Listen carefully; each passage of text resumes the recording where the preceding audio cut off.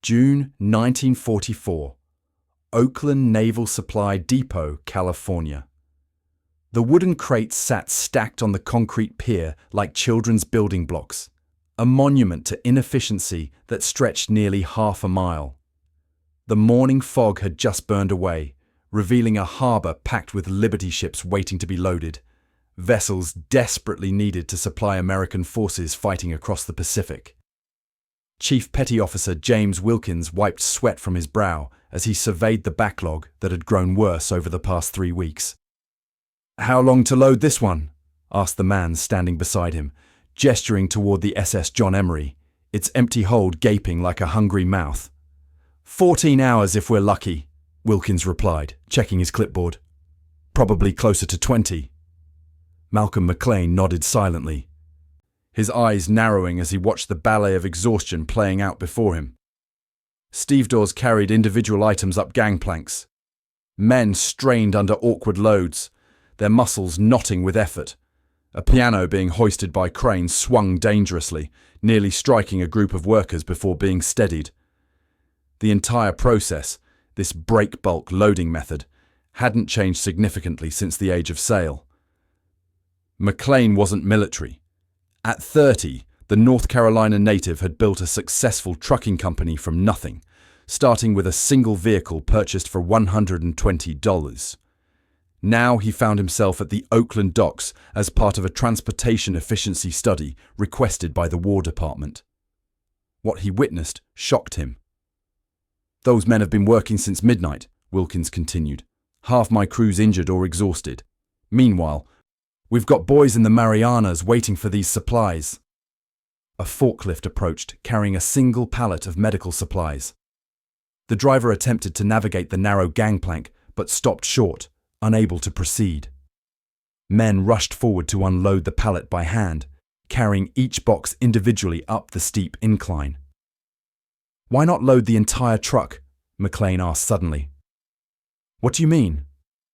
"The whole truck. The entire container. Why break everything down just to reassemble it on the other side?" Wilkins laughed. "That's not how shipping works, Mr. McLean." But Malcolm wasn't listening. His mind was racing, calculating the wasted hours, the inefficient transfers, the redundant inspections. Each item handled individually, sometimes touched by 15 different people between factory and front line. Down the pier, a heated argument broke out. A shipping manifest didn't match the cargo, requiring an entire pallet to be unpacked and recounted. A forklift sat idle, its driver taking a cigarette break, while 50 men struggled with loads the machine could have handled in minutes. "What if?" McLean began, then stopped himself. The idea of forming seemed too simple, too obvious. Surely someone would have thought of it before. The radio crackled with news from command. 2 more ships had arrived in the bay, bringing the backlog to 14 vessels. At current loading rates, the last ship would wait 11 days before even beginning to load. Somewhere in the Pacific, American soldiers would go without ammunition, medicine, and food because boxes couldn't move fast enough from pier to ship. McLean watched as another forklift approached the gangplank, failed to navigate it, and retreated. The forks capable of lifting 2 tons couldn't access the ship where the cargo was needed most. "There has to be a better way," he muttered. Wilkins shook his head. "If you figure it out, you'll change the world, Mr. McLean. For now, we load box by box, crate by crate." What happened that afternoon on the Oakland pier would not only transform military logistics, but revolutionize global shipping for the next century. The seemingly simple question, why not load the entire container, would ultimately connect continents and make possible a truly global economy. But first, it would need to survive the skepticism of an entire industry built on doing things the hard way. April 1938. Red Springs, North Carolina. Malcolm McLean wiped his palms against faded denim overalls before sliding beneath the aging Chevrolet truck. At 24, he'd already spent a decade understanding machines from underneath them, lying on hard-packed dirt driveways across Robeson County. The truck, his single business asset purchased with savings from pumping gas, needed to run by morning if he was to deliver a load of cotton bales to the local textile mill. Raised on a farm during the Depression's grip, McLean had watched his family struggle as crop prices collapsed. His father, a tenant farmer with a third-grade education, had instilled in him a singular lesson that shaped everything after. Find practical solutions to practical problems. Theory's fine for professors, his father would say, but a working man needs answers that work today. By 14, McLean pumped gas after school at the local filling station. By 19, he had saved $120, enough to purchase his first used truck and begin hauling whatever needed moving. In a region where opportunity seemed to evaporate like morning dew under the southern sun, McLean built something from nothing. "Malcolm, you're crazy to think you can compete with the rail companies," his brother Jim had warned when McLean announced plans to expand beyond local deliveries. Yet by 1938, McLean Trucking operated 7 vehicles. By 1940, he would have 25. What distinguished McLean wasn't ambition, but observation. While competitors focused on driving faster or cutting costs, Malcolm obsessed over the hours his trucks spent idle, waiting to load and unload. A truck making no miles made no money. 3 hours and 42 minutes, McLean noted in a small leather-bound notebook one July afternoon in 1939, watching men unload furniture piece by piece from one of his trucks at a Winston-Salem department store. The truck had traveled from High Point, a 30-minute drive, then spent nearly 4 hours unloading.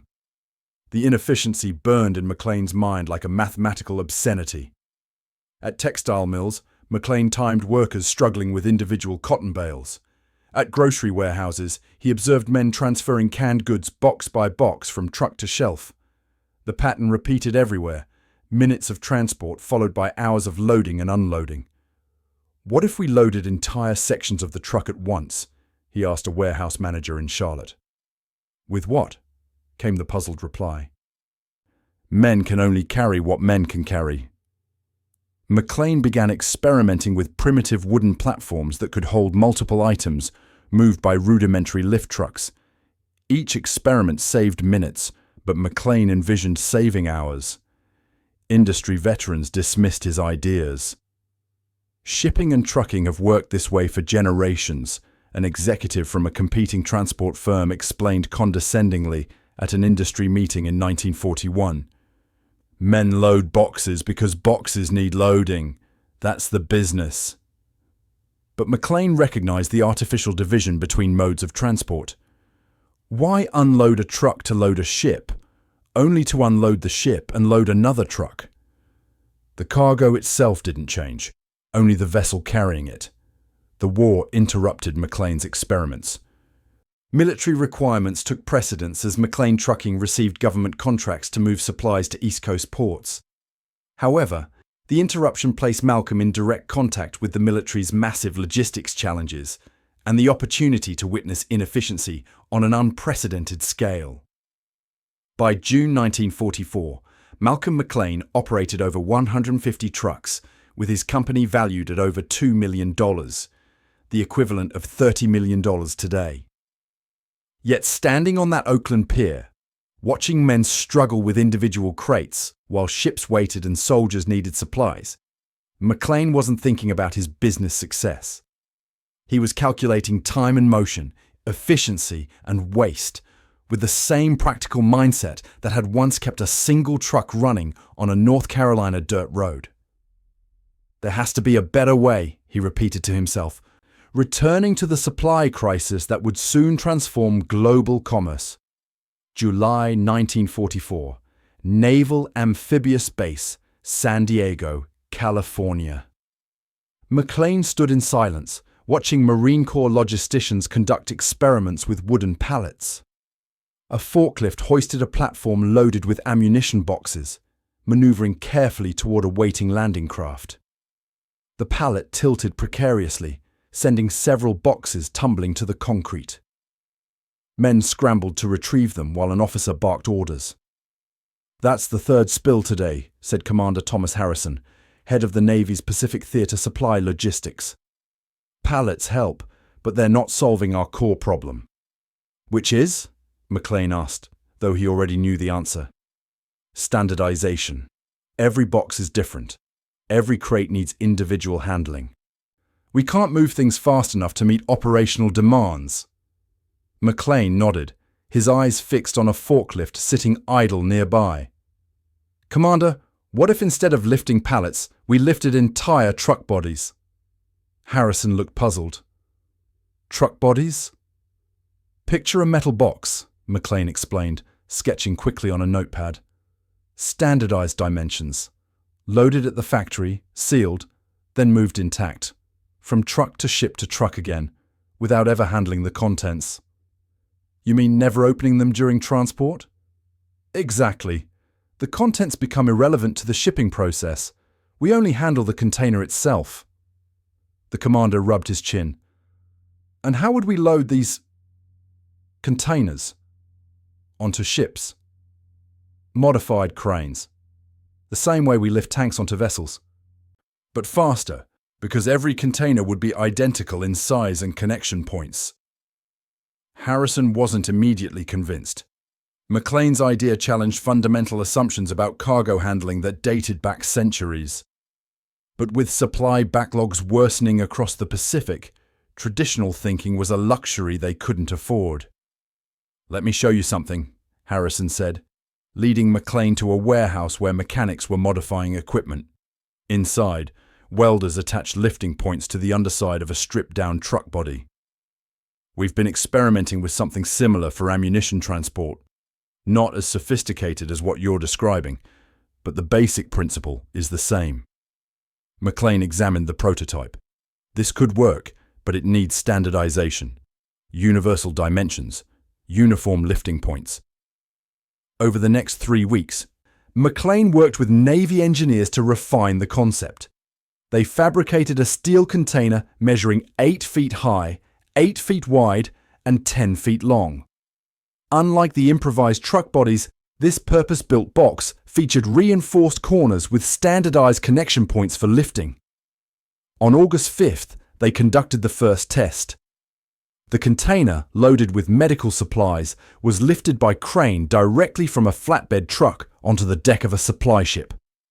The entire operation took 7 minutes and 42 seconds, compared to nearly 2 hours for loading the same cargo conventionally. Not everyone was impressed. It'll never work fleet-wide, declared Captain Stanley Reynolds, a veteran shipping officer. The loading technology on most vessels can't handle these weights. And what about ships already at sea? We can't retrofit the entire fleet mid-war. Others worried about practical matters. What happens to all the stevedores? Asked Union Representative Frank Moretti. This would eliminate thousands of jobs. McLean faced these objections with data. 1 container means 1 lift instead of 50, 1 inspection instead of hundreds, 1 manifest entry instead of dozens. By late August 1944, Harrison had become a convert. We're implementing a trial on the San Francisco to Hawaii route next month, he told McLean. 6 specially modified ships, 200 containers. The war clock was ticking. American forces were advancing across the Pacific, stretching supply lines thinner. Every day saved in loading operations meant saved lives at the front. The question remained whether McLean's idea would scale quickly enough to impact the war effort. The answer would come sooner than expected. On September 15th, 1944, as American forces prepared for the Philippines campaign, McLean's container system faced its first real-world test under combat logistics conditions. September 15th, 1944. Port of San Francisco, Terminal 4. Dawn broke over San Francisco Bay as the Liberty ship SS Wilson Victory sat moored at Terminal 4, scheduled for a 0600 loading start. The vessel was bound for the forward naval base at Ulithi Atoll, a staging area for the Philippines invasion. Captain Robert Denton stood on the bridge, watching an unusual scene unfold on the dock below.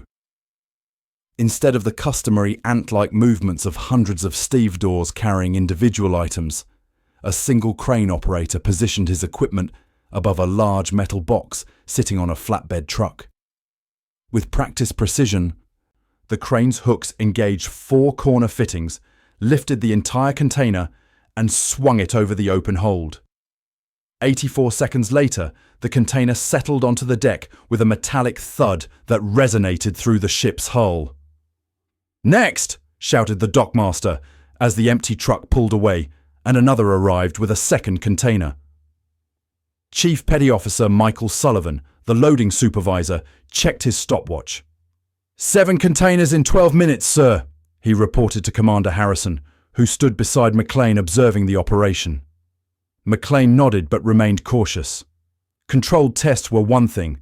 Real-world military logistics under time pressure was another. "Let's see how the securing system holds," he said. That system, a series of standardized twist locks that fastened containers to the deck and to each other, represented one of the operation's critical vulnerabilities. If containers shifted during transit, catastrophic damage could result. By 07:30, 38 containers had been loaded, the equivalent of nearly 1,900 individual cargo movements in the old system. The previous day, a similar vessel had required 7 hours and 12 minutes to load the same volume of supplies using conventional methods. "We're seeing an 82% reduction in loading time," Harrison noted, scribbling calculations on his clipboard. But trouble emerged at 07:45. A container holding medical supplies was improperly balanced, causing it to tilt dangerously as the crane lifted it from the truck. The crane operator compensated, but the sudden movement strained the lifting cables. One snapped with a whip-like crack, sending the container crashing onto the dock. "Hold everything!" Sullivan shouted. The accident created an immediate bottleneck. As dock workers assessed damage and cleared the area, 5 loaded trucks backed up behind the incident. Loading operations halted for 41 minutes, while engineers reinforced the remaining crane cables and implemented an emergency weight distribution check for remaining containers. McLean moved through the chaos with focused intensity, making real-time adjustments to the loading protocol. "Check balance before lifting," he instructed. "Verify weight distribution is within 5% of center." Captain Denton watched with growing skepticism. "One accident and everything stops," he remarked to Harrison. "At least with conventional loading, one man dropping a crate doesn't halt the whole operation." Harrison acknowledged the criticism, but pointed to his stopwatch. "Even with the delay, we're still 3 hours ahead of schedule." Loading resumed at 8:26.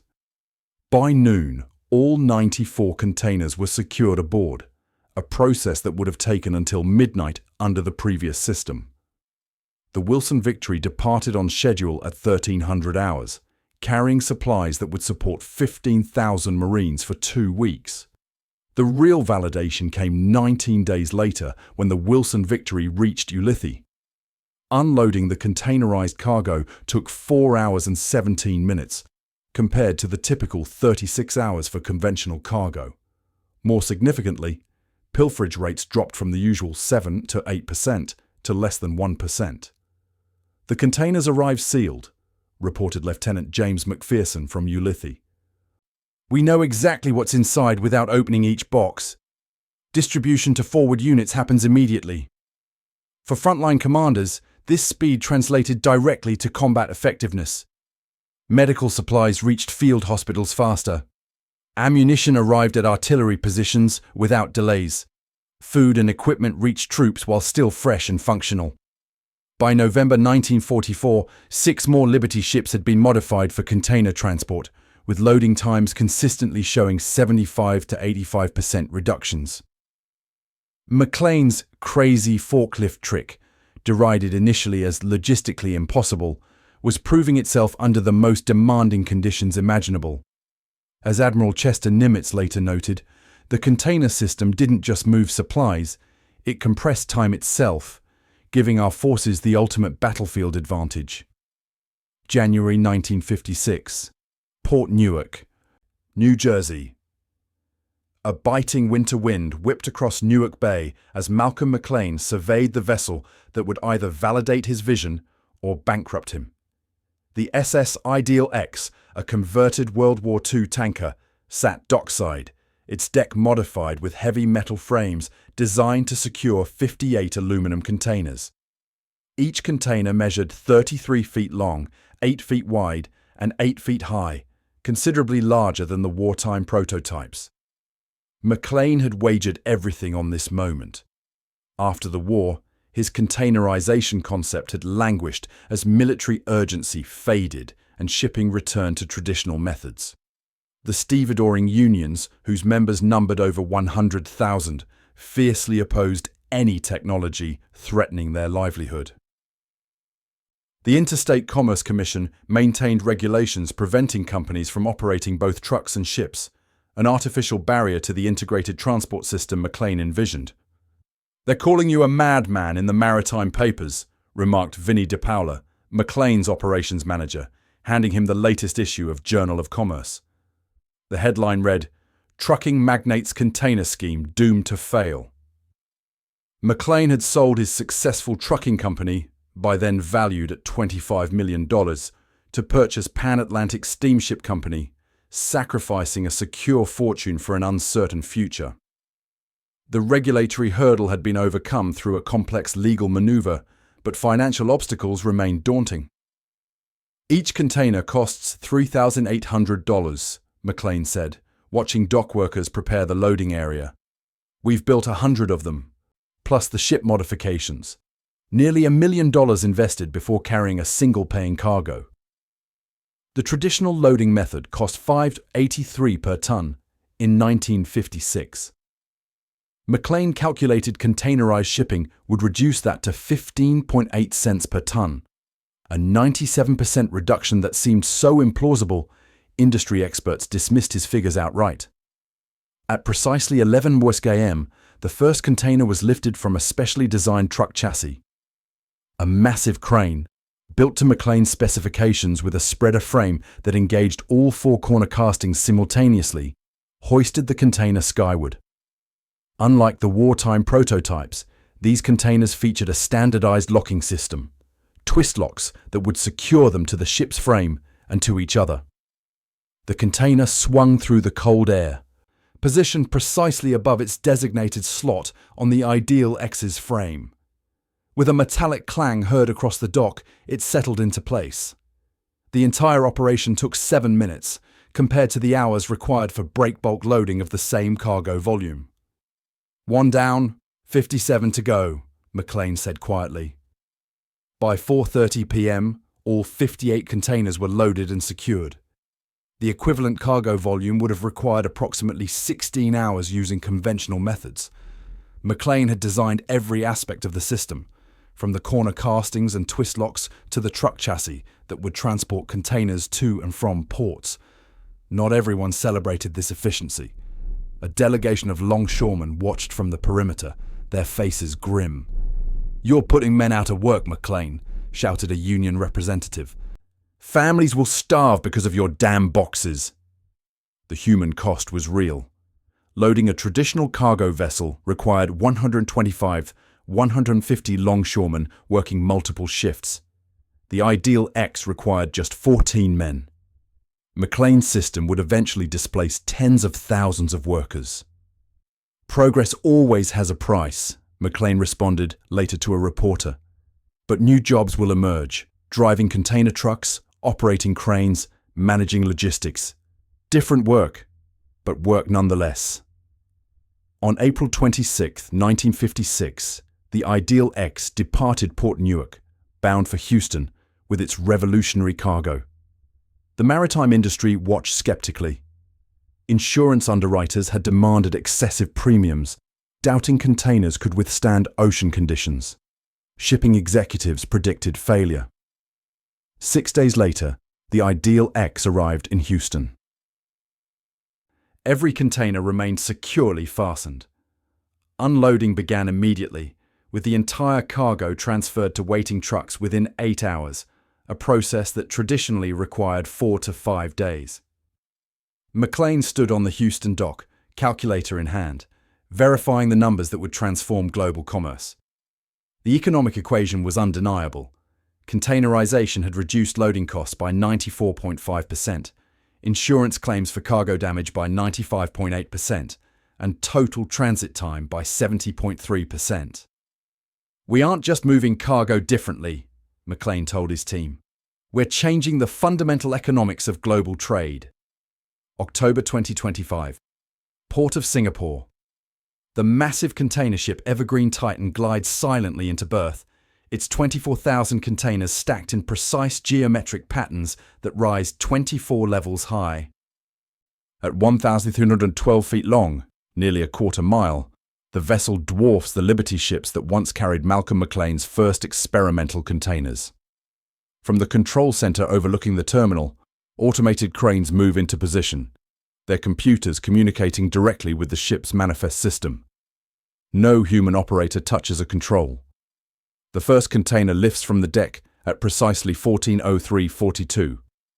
By 14:04:17, it sits on an autonomous carrier moving toward the storage yard. The second container follows 27 seconds later. A choreography of machinery executes with millisecond precision what once required hundreds of men working for days. "From the ideal X's 58 containers to this," remarks Dr. Sophia Chen, logistics historian at MIT, gesturing toward the massive vessel. McLean's revolution didn't just change shipping, it remade the entire global economy. The statistics tell the story. In 1956, international shipping cost nearly $6 per ton and consumed 60–70% of total transport expenses for many products. Today, shipping the same goods costs approximately 16 cents per ton, a 97.3% reduction in real terms.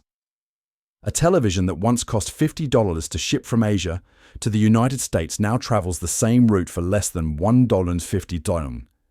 This efficiency transformed manufacturing itself. Before containerization, industries needed to produce near their markets. After McLean's innovation, production could move anywhere on Earth with access to a container port. The global supply chain, with components manufactured across multiple countries before final assembly, became not merely possible, but economically inevitable. McLean never received the credit he deserved during his lifetime, Chen notes. He transformed the world economy more profoundly than almost any other innovation of the 20th century. Yet most people have never heard his name. Indeed, McLean's legacy flourished largely without him. After launching the container revolution, he lost control of his company, renamed Sealand Services, during a financial restructuring in 1969. The standardized shipping container system he pioneered was adopted globally through the International Organization for Standardization, ISO, which established universal dimensions and specifications. The 20-foot equivalent unit, TEU, became the standard measurement for container capacity, with McLean's innovations embedded within the technical specifications. The human impact proved equally profound. Port cities transformed worldwide. Once bustling waterfronts employing thousands of longshoremen became automated terminals requiring minimal human presence. In New York, where 50,000 dock workers once loaded ships by hand, fewer than 3,500 remain. Similar changes reshaped ports worldwide, from Rotterdam to Yokohama. "We lost communities," says James Fitzgerald, whose grandfather worked the docks in San Francisco. The work was backbreaking, dangerous, and often corrupt, but it supported entire neighborhoods, churches, schools. Yet containerization created new opportunities elsewhere. Manufacturing boomed in previously undeveloped regions with access to deep-water ports. China's economic miracle, lifting 800 million people from poverty in 4 decades, depended fundamentally on the standardized container. Today, 7 of the world's 10 busiest ports are in China, handling over 210 million containers annually. McLean lived to see much of this transformation. Before his death in 2001 at age 87, the International Maritime Hall of Fame recognized him as the man who changed the world. Forbes magazine named him one of the 20 most influential businessmen of the 20th century. The greatest innovation in transportation wasn't the locomotive, the jet engine, or even the automobile. says Harvard economist Dr. Michael Reynolds. It was a simple metal box with standardized corner fittings. McLean never patented his container system. When asked why, he responded simply, "Ideas shouldn't be confined." That simple observation from a North Carolina farm boy who became a trucking entrepreneur, that standardized containers could move seamlessly from truck to ship to truck again without handling the contents, now enables 90% of world trade.